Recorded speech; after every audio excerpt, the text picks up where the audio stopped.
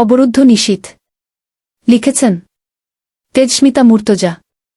পর্ব ২৯। লতিফের কেবিন নং ৪।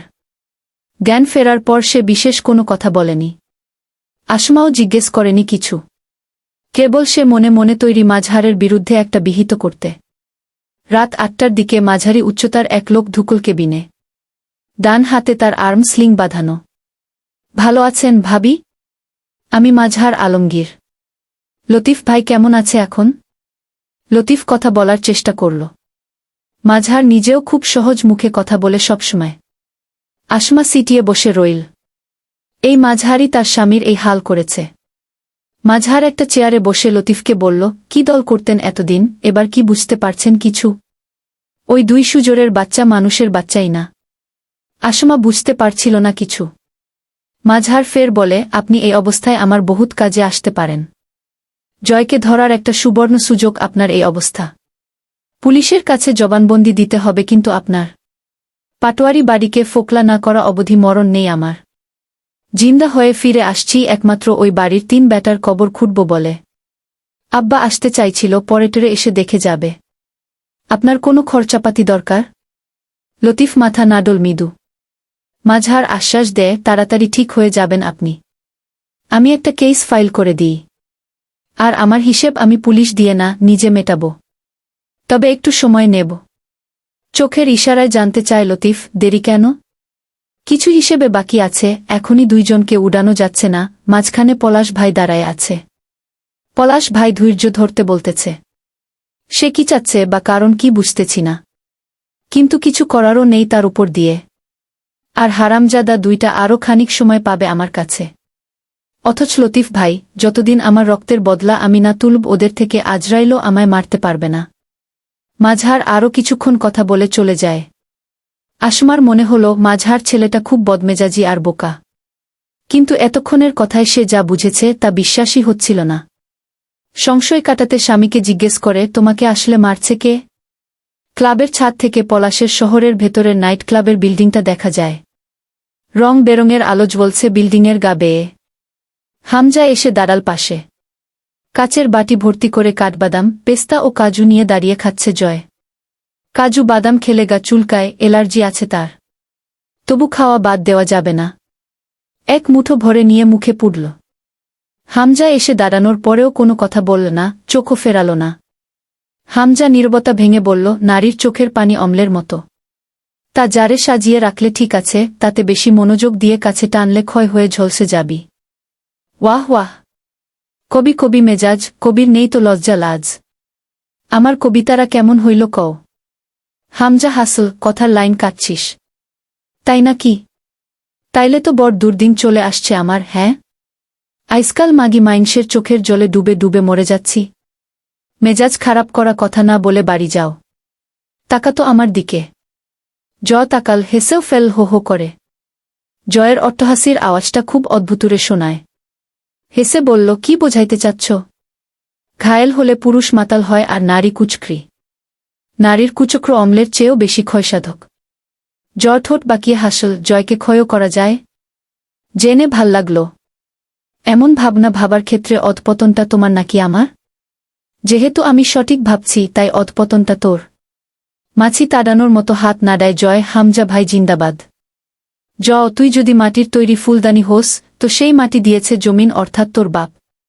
কিন্তু সেই মাটি পিটিয়ে হাতের দক্ষতায় সাজিয়েছি কিন্তু আমি তোকে। তোর চেয়ে তোকে ভালো জানা মানুষটা আমি। আমার লেখা বই তুই। 2টো কাজুবাদাম মুখে তুলে নিয়ে জয় আওয়াজহীন হাসে, তোমার লেখা বই? তা হোক বা না হোক, শয়তানি কালামের বই আমি। যার প্রতিটা মন্ত্র প্রযোগ করো নিজের স্বার্থে। এ আর পুরনো কথা কি? আমি স্বার্থপর, এ কথা পূর্ব দিকে সূর্য ওঠার মতোই চিরন্তন সত্য। জয় কাজু বাদাম চিবোচ্ছে। খানিক চুপ থেকে হাসে হামজা, মাঝে মধ্যেই অভিযোগ হয় তোর আমার উপর, তাই না? অভিযোগ? ওসব সস্তা লোকেদের হয়। আমি হাইফাই ভিআইপি মানুষ, ওসব ছোটলোকি ব্যাপার আমার হয় না। তবে হওয়া উচিত। তুমি ভালোবাসো না আমায়। সব ভণ্ডামি। তবে হয় না কেন জানো? কারণ আমি ভালোবাসার মতো লস প্রজেক্ট টাইপ অনুভূতির আশা রাখি না কারো কাছে। অদ্ভুত এক সম্পর্ক, বর্ণনা করা যায় না তোমার আমার প্যাচ। না, আমি তোমায় ভালোবাসি না, তুমি আমায়। তবুও দূরত্ব সয় না, জটিল কেস। ঠিক বলিনি? হাত উপরে তুলে আডমোড়া ভাঙে জয়া। হামজা গা ঘেঁষে দাঁড়ায়। জয়ের জ্যাকেটের চেইন খোলা ছিল। তা লাগিয়ে দিয়ে বলল, ঠান্ডা লাগে না তোর? ধাক্কা মেরে ফেলে দিই ছাদ থেকে। এক শর্তে ধাক্কা মারার অনুমতি দিতে পারি। হামজা ভ্রু কুঁচকে তাকায়। আবদার করার মতো নাটক করে বলে, আমার জন্য একটা 5 স্টার কবরের ব্যবস্থা করতে হবে। হামজা হেসে ফেল। এরপর অনেকক্ষণ নীরবতা। হামজা টের পায় অস্থির, অশান্ত। বেশ কিছুক্ষণের নীরবতা ভেঙে বলে, তোর জন্য আমার অনুভূতি শূন্যের মতো। জয়, সংখ্যার আগে বসাবি তো ওটা মূল্যহীন লাগবে, যেটাকে তুই আমার প্রশ্রয় বলিস। কিন্তু সংখ্যার পরে বসালে দেখবি সমান্তরাল হারে সংখ্যার মান বাড়ছে। 1 থেকে দশক, শতক, হাজার, অযুত। ওটা ভালোবাসা কিনা জানি না, তুই যা ধরে নিবি তাই। জয় কিছু গাল থেকে উগুরে দেবার মতো হেসে ওঠে, এসব কাব্যিক কথা রাখো। ভালোবাসা আবেগী অনুভূতি, আবেগের সাথে জয়ের কোনো আপোষ নেই। মেয়েলোক চাহিদার সামগ্রী আমার কাছে, নাথিং ইলস। জয়ের কথা কানে গেল না যেন, আচমকা স্বর বদলে গেল হামজার, তোর চোখে আফসোস দেখার অভ্যাস নেই আমার। পাপ করে এসে সেই পাপের খেয়ালে ডুবে থাকতে দেখার অভ্যাস নেই, তা শেখাইনি আমি। পাপ যেখানে হয়েছে সেখানেই রয়ে গেছে, তুই ফিরে এসেছিস। তার সঙ্গে নিয়ে ঘুরে বেড়াতে শেখাইনি। আমি ছাড়া অন্য কিছু তোর অস্থিরতার কারণ হয়, তা সহ্য করতে পারি না আমি। হাতের কাজু বাদাম দুটো হাতে ধরে জয় তাকিয়ে থাকে হামজার দিকে। তোকে গড়েছি আমি।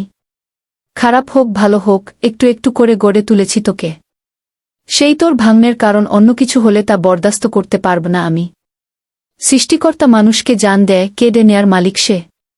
তোকে গড়েছি আমি, ভাঙার হলে, আঘাত করার হলে তা করব শুধুই আমি। তোর উপর আঘাতের অধিকার শুধু আমার। বিয়ে দিয়েছি, বুকে ভালোবাসবি, চলবে। কিন্তু আমি ছাড়া কোনো ভাঙন তোর চোখে দেখা গেলে দুনিয়াটা জ্বালিয়ে দেব, কসম। জয় কাজুবাদাম দুটো গালে পুড়ে গলা জড়িয়ে ধরল হামজার, তুমি তো দেখতেছি মহিলা মাইন্সের চেয়েও বেশি হিংসুটে। রাশিগত সমস্যা আছে নাকি? কন্যা রাশি? আমার কিচ্ছু হয় নাই। খালি শান্তির অভাব। একটা গান গাই? ওরে শান্তি কেন নাই রে দুনিয়ায়? সান্ত্বনা আশা করছিস আমার কাছে? করতেছি না। যা তুমি দেবে না সেই আশা করব কেন? আরে বাপ, কিছুই হয় নাই আমার। মেয়ে মাইন্সের মামলা বোঝই তো।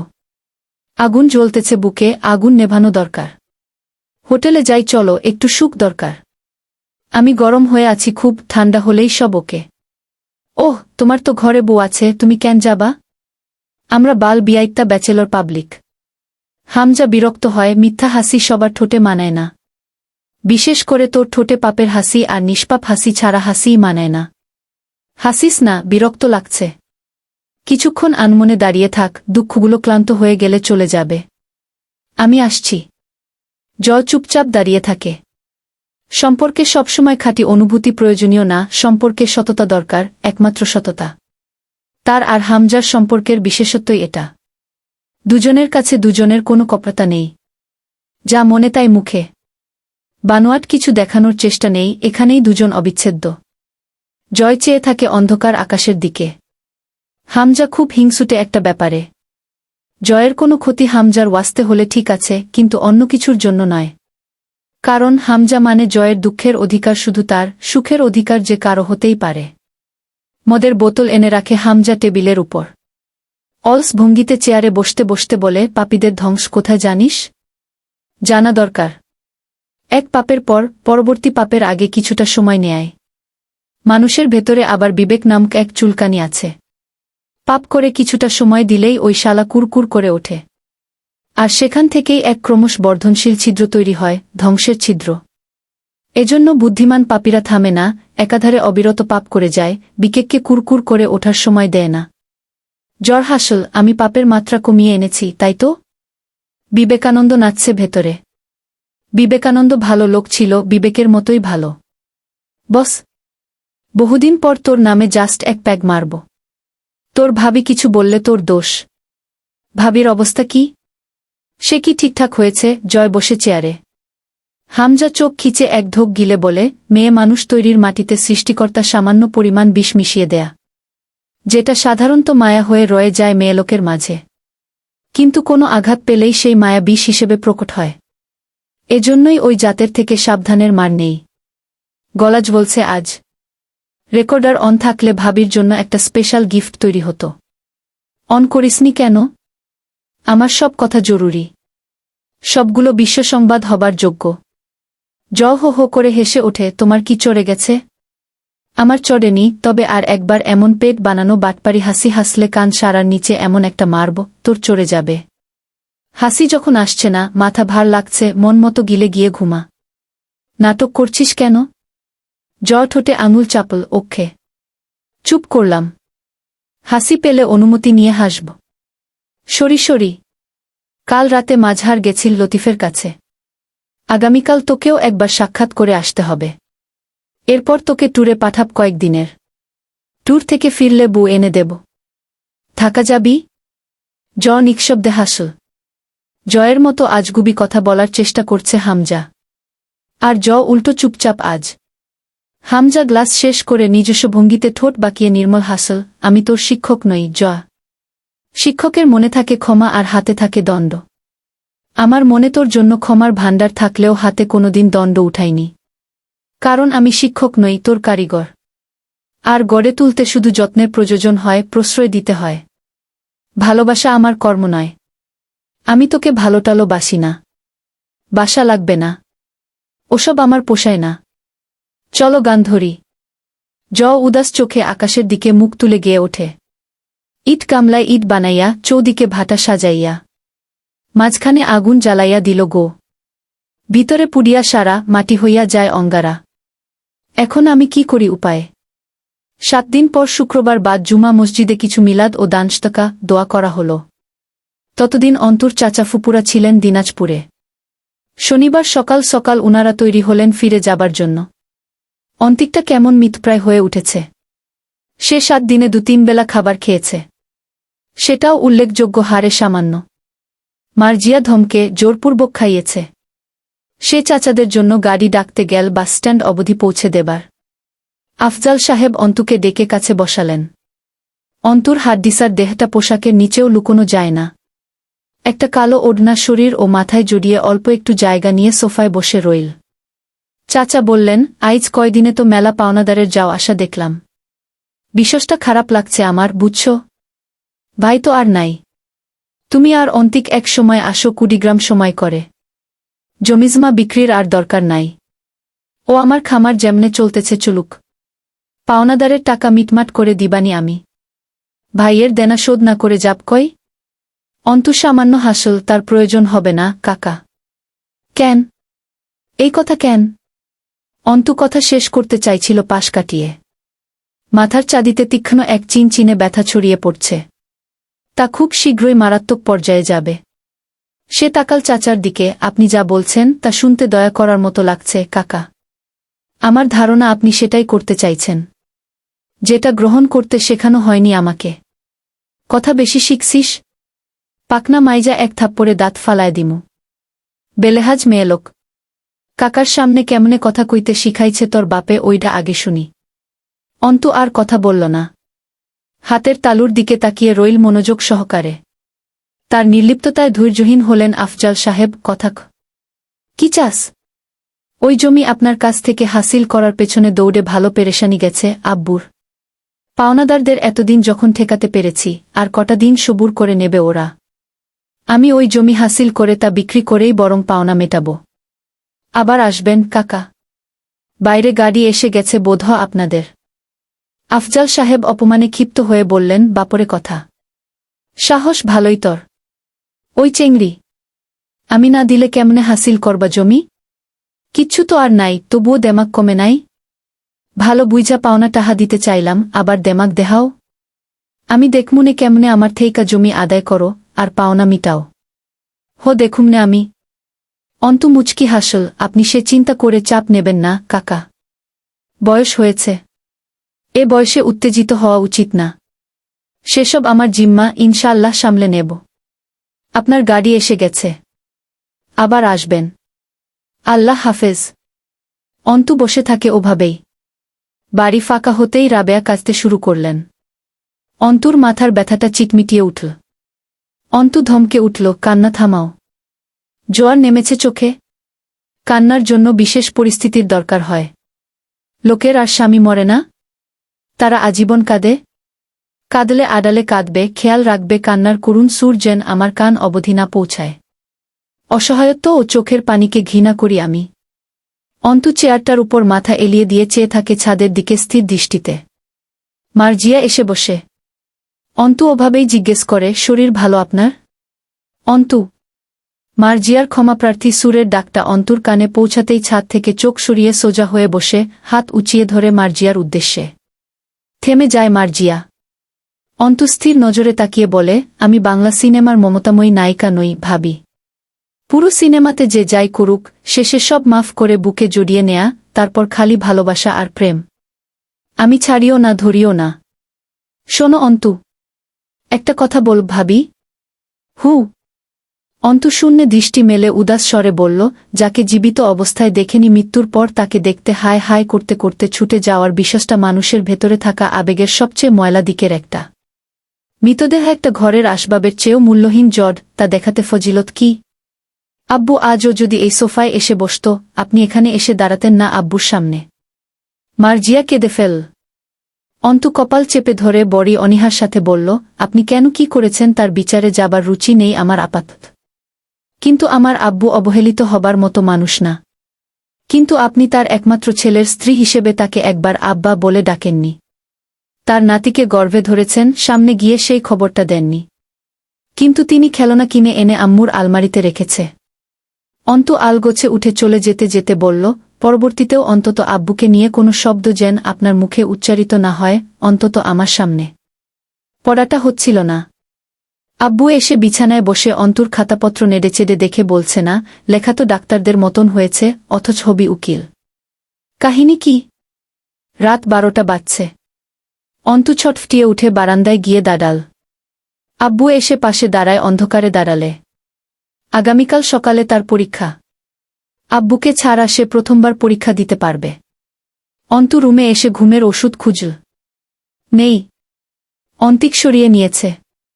আবার বারান্দায় গিয়ে দাঁড়াল। অন্তিক এসে পাশে দাঁড়ায়।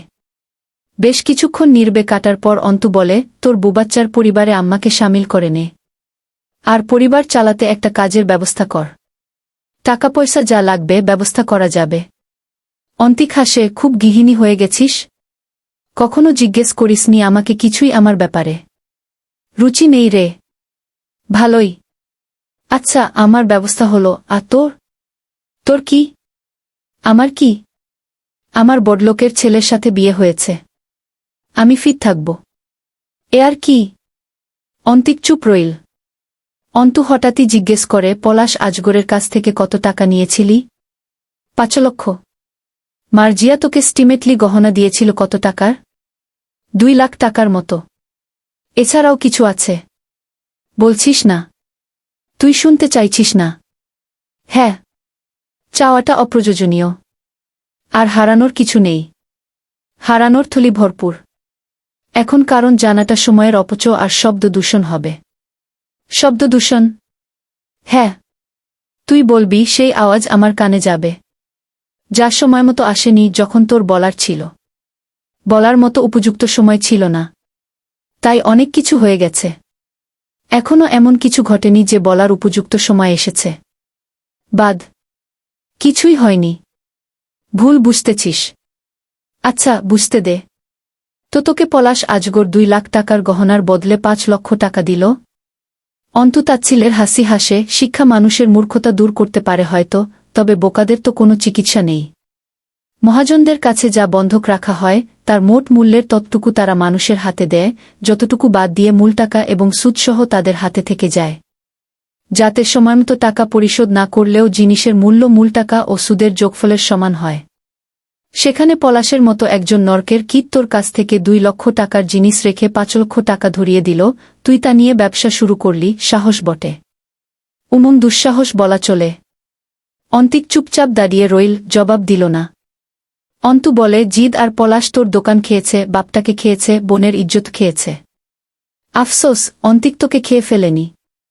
পলাশ তোকে ছিঁড়ে খেয়ে ফেললে আব্বু বেঁচে যেত, আমি বেঁচে থাকতাম, পরিবার বেঁচে যেত। অন্তিক অদ্ভুতভাবে হাসে, তুই নিষ্ঠুর হয়ে গেছিস, আব্বুর চেয়েও বেশি।